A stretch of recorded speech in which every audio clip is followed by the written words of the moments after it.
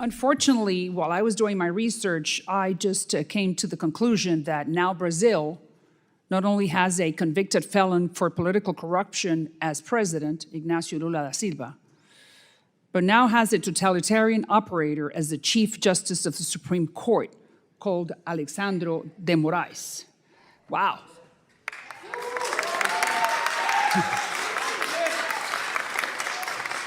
Thank you. I mean, there's nothing to celebrate. Poor Brazilians, they deserve a lot better. The most important country, saying it, finally.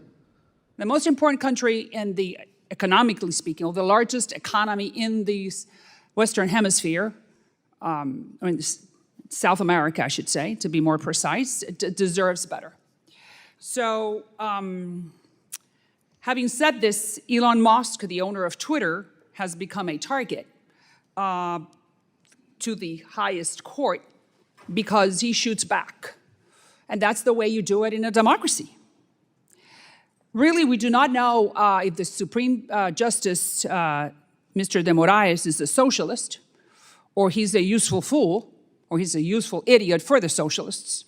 But we do know that he is curtailing the most fundamental right that any democracy, including the Brazilians, have, which is free speech. And I really do not understand why. So that's why. Thank you very much, Mr. Schellenberger, for being here with us. And I do want you to explain to us, why do you think that Elon Musk and Twitter is in the crosshairs of this gentleman? And I commend Elon Musk for doing that. Very good. That's exactly what he needs to do, not only in Brazil, but he needs to create the Brazilian model as an example that someone that has...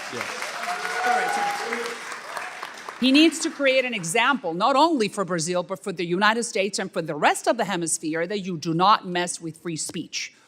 Across the board, it does not matter what you're saying, you have the right to say it as long as it does not bring violence, period.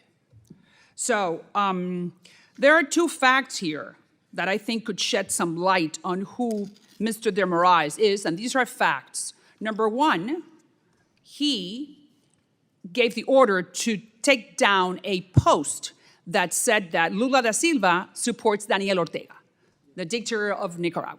Well, yes, it's true. So why can the Brazilians not know that? So Mr. de Moraees ordered to bring it down.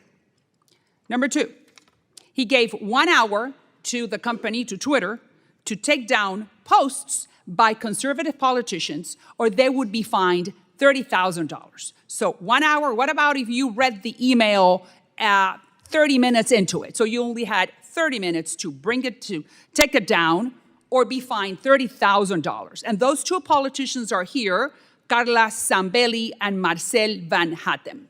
Is that true? Yes.